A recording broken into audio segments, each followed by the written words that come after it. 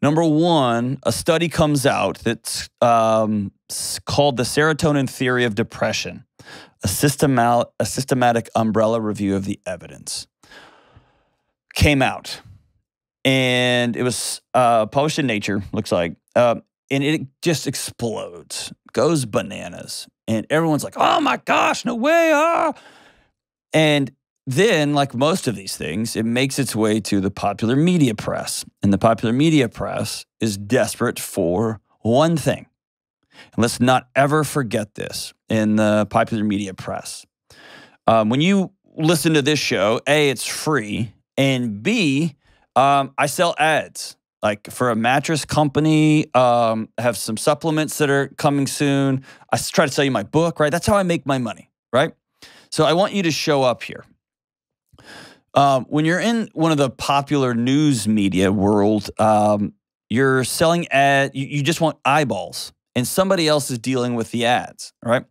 So your whole job is not to give correct news, to not to give right answers. The whole job is to get clicks. And the more sensational and wild and I can make something, the more likely I am to click on it.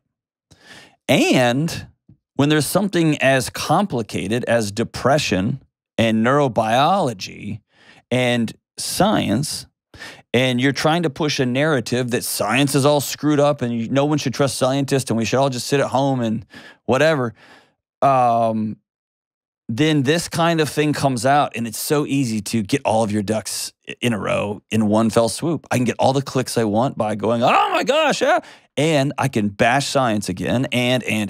So here's my second problem. I refuse to participate in the clickbait. So I'm not even going to tell you who the pundit is that's running their mouth about this. It's probably not hard to figure out. Because this isn't a political issue. This is somebody's talking about something and they don't know what they're talking about, and they're going to get a lot of people hurt. And it makes me crazy when people do this. It makes me crazy. So if you hear me talk about education, for instance, I'll talk about, hey, teachers, you need to let kids talk in the lunchroom. I'm not going to complain about a problem until I got a solution to it.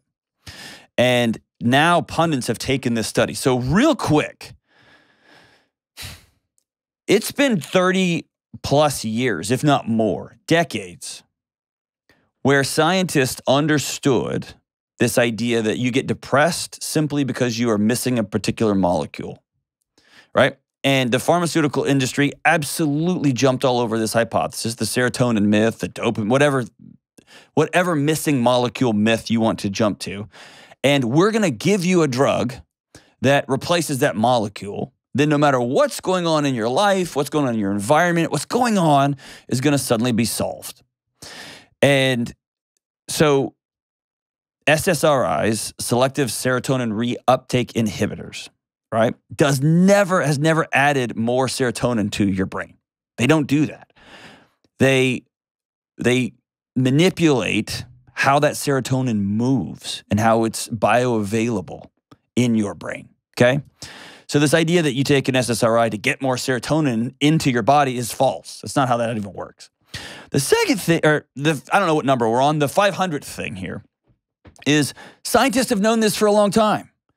The farm industry has continued to push it. That's their deal. Scientists have known for a long time. They moved from that to genetics. Hey, we think there may be a depression gene. There may be an anxiety gene. Here's what everybody's come to know the last 15, 20, 30 years. That neurobiology matters. And genetics matter, and environment matters, and personal experiences matter. So I can have 20 light switches in my garage, and all of them turn on a different light. But if nobody ever turns those lights on, they don't come on automatically. And people think that I've got all the genes, I've got all the light switches, that means everyone's going to have this. That's not how that works, right? And you can turn all the light switches on, but if the power to the box is off, if there's a windstorm outside or it's raining outside, maybe the electricity doesn't come on that day, but it comes on the next day, right? So environment matters. All this stuff matters. That's why this show is important, because we talk to individual people going through individual things, because that's how you have to distill it down. That's why in my book, Own Your Past, you have to talk about what happened to you, because all that stuff plays a role here. In addition to your genes, in addition to your diet, in addition to how much you move, in addition to your whatever, the serotonin and dopamine and all that stuff in your head. Here's where I have a problem. And this is a problem with the media, is that there is no wisdom. There's just grenades. There's just grenades. There's no wisdom, just grenades.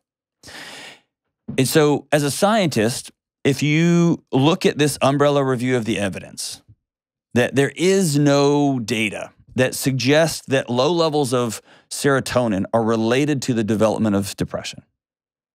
And also, you look at the bajillions of studies that suggest SSRIs help people with depression. I personally have benefited from SSRIs for anxiety, and here's why. Did it solve my anxiety? Nope. I've been pretty open about that. It doesn't fix anxiety, but it takes the alarm system and helps turn it down a bit. And quite honestly, I don't care about the neurobiology. It worked so that I could go see a counselor, so that I could have some hard conversations with my wife in my marriage, so that I could sit with some parenting coaches, so that I could go to the gym on a regular basis, because I wasn't just pulsing with this all the time. And so as a scientist, you look at this and you go, okay, I've got all these SSRI studies that say these things do have a statistically significant chance of helping people. And now I just got a new piece of data that says, this, by the way, is 30, 40 years old. It's not new at all. It just made its way to the popular press. It's not because of this. Well, cool. Now I've got a new piece of data. That doesn't mean you don't go throw the whole thing out. And it's funny because I'm not a medicine proponent. I am all about figure out lifestyle and environmental and trauma before you just go take meds. I'm somebody who, when I go to my doctor, when I did take a SSRI for anxiety, I said, before we do this, I want to have an end date on the calendar that you and I agree on so that I have something to aim for. I don't want this just to be a part of my life forever. And my doctor's response was, you're going to have to do a lot of work then, like going to counseling and exercising and changing your diet, all those things. And I was up for it. I was in. So all that to say is this. If you take SSRIs, under no circumstances should you instantly just stop taking them. Don't do that. If you take benzodiazepines, don't just stop taking them because some pundit on some news show told you not to. Go meet with your doctor. If you are wondering, I want to learn more about neurobiology, neuropsychology, I want to learn how these things, great. You now have the internet and you can find all kinds of studies. It's incredible. I'll even put a link to this in the show notes.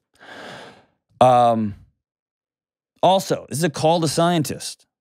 The more you partner with a pharmaceutical company, the more that you stand a chance to have your messaging go sideways. And then this is the result.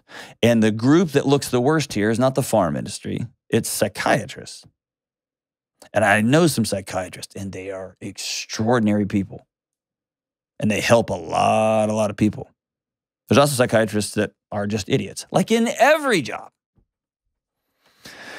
So what am I saying? Number one, everybody relax. Take a breath. Number two, don't go to a news station for your medical needs. Go talk to your doctor.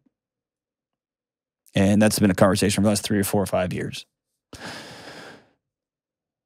To my friends who are in the media, stop with the big sensational, because you're going to get people hurt. You're going to get people hurt because people are going to watch that and be like, I knew it. Worse, parents are going to watch that and say, I knew it. Now my kids, and they're going to get their kids off. There is no, I won't say that. I'm not going to say that. And you can tell I'm frustrated. I'm frustrated when people who don't know what they're talking about run their mouth about something and they have influence over a lot of people and people are going to get hurt. Oh, man.